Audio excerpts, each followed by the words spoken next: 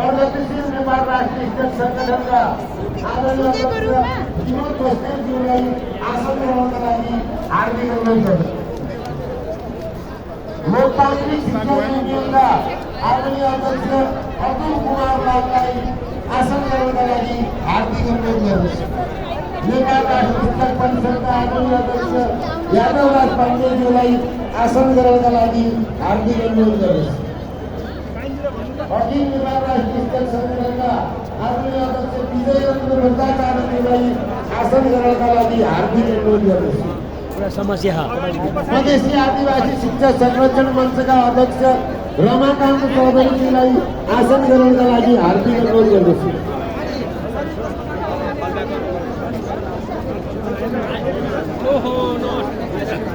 मधेसी शिक्षक फोरम लोकतान्त्रिकका अध्यक्ष विष्णु चौधरीज्यूलाई आसन ग्रहणका लागि हार्दिक अनुरोध गर्दछु। यो माइकलाई मञ्चको अलि दायाँ साइड लगिदिनु हार्दिक अनुरोध गर्दछु।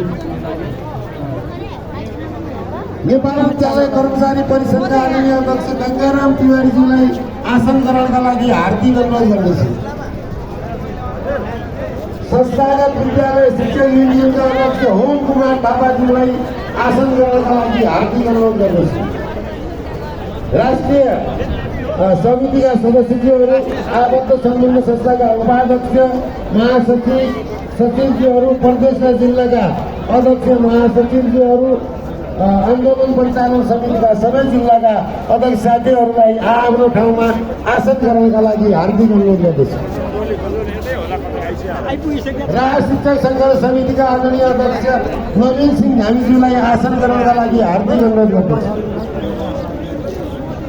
बाल विकास शिक्षक सङ्घर्ष समितिका अध्यक्ष आदरणीय कृष्ण थापाज्यूलाई आसन ग्रहणका लागि हार्दिक अनुरोध गर्दछु। सिकाइ अनुदानका काला अध्यक्ष कौशिक चन्द्र शर्मालाई आसन ग्रहणका लागि हार्दिक अनुरोध गर्दछु। विशेष शिक्षाका अध्यक्ष देवी प्रसाद आचार्यलाई आसन ग्रहणका लागि हार्दिक अनुरोध गर्दछु। टीकाराम नेपालीजीलाई आसन ग्रहणका लागि हार्दिक अनुरोध गर्दछु। अस्थायी प्रधानका अध्यक्ष अनिता थापाज्यूलाई आसन ग्रहणका लागि हार्दिक अनुरोध गर्दछु। प्राविधिक विभागका अध्यक्षलाई आसन ग्रहणका लागि हार्दिक अनुरोध गर्दछु। आजको यस कार्यक्रममा स्वागत मन्तव्य राख्नुहुने नेपाल शिक्षक महासङ्घ राष्ट्रिय समितिका उपाध्यक्ष आदरणीय पुष्पराज चौधरीलाई हार्दिक अनुरोध गर्दछु।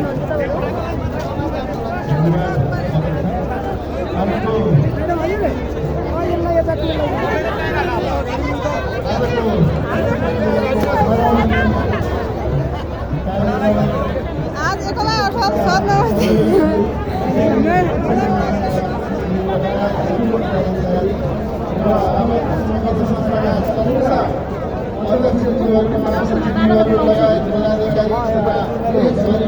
को टोली कहाँ रहेछ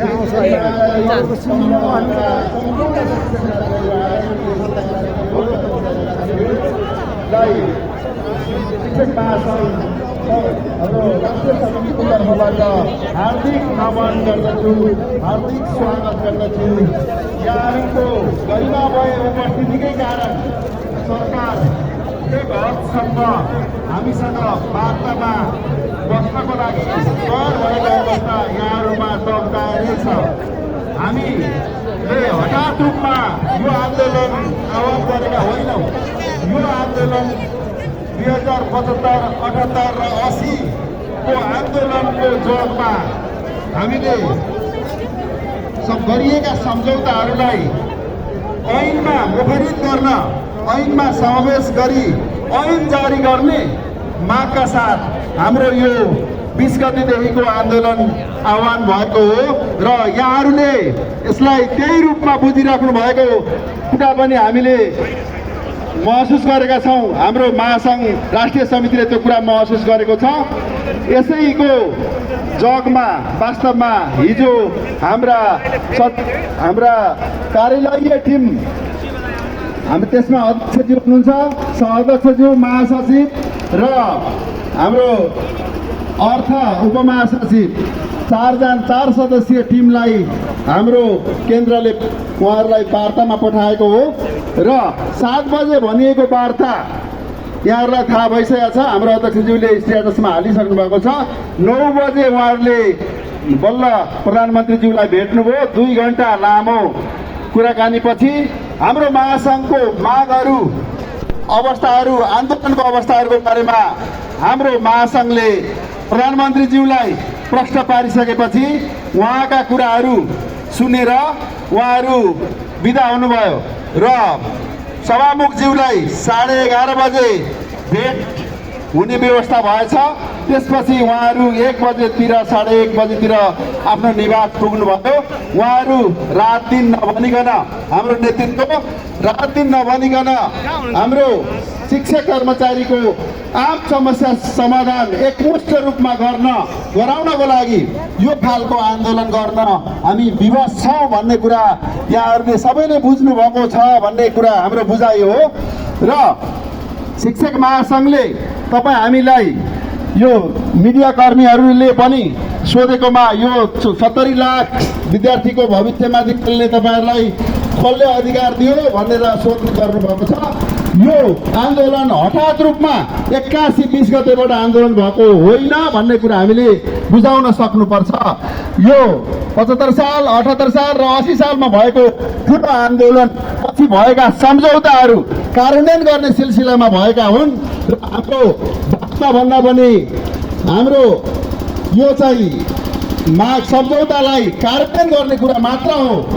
यो कार्यान्वयन गर्दा राज्यलाई फाइदा हुन्छ, देशको शिक्षा राम्रो भयो भने देश उन्नत हुन्छ भन्ने उदाहरणहरू विश्वभरि देखिएका छन्। विश्वका जुनसुकै विकसित देशहरूले कम्तीमा 20% बजेट शिक्षामा चाहिँ छुट्याउनुहुन्छ। हाम्रो देशमा अहिलेसम्म हामीले त्यो पाएका छैनौँ। सायद एकपटक 19.something% चाहिँ बजेट नेपालमा आएको थियो शिक्षामा, अहिले 11.something झरेको छ। यो खालको कुराले हाम्रा मागहरूलाई पैसामा तुलना गरेर यति रकम र उति रकमका कुराहरू विज्ञहरूबाट विभिन्न ओहदाका मानिसहरूबाट आइरहेको छ। यसलाई तिर्नको लागि हामी पनि कन्फिडेन्स हुनु पर्यो, अध्ययनशील हुनु पर्यो। हामीले बुझेर हाम्रा कुराहरू राख्नु पर्यो र सबै भाषामा हामीले चाहिँ मर्यादित भाषामा हामी शिक्षक हौँ भन्ने कुराको जानकारी दिने किसिमबाट हामीले बाइटहरू दिउँ, इन्टरभ्यूहरू दिउँ भन्ने आग्रह पनि गर्दछु। हामी सबै शिक्षक कर्मचारी साथीहरू हामी आफै स्वयंसेवक पनि हौँ। साथीहरूले आफै आफूलाई शास्ति राख्नुभयो भने हाम्रो आन्दोलन सफल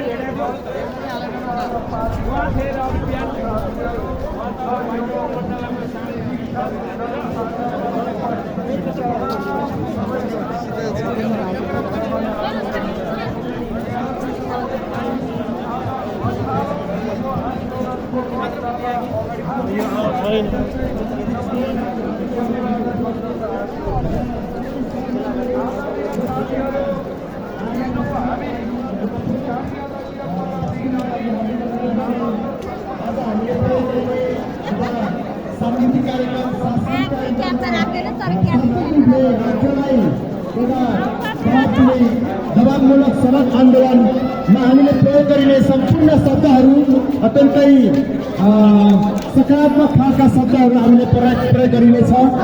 सरकारको शाब्दिक हिसाबले विरोध गर्न सकियो तर व्यक्ति विशेषलाई हामीले घोषवेच गर्न पनि अनुरोध गर्दछु र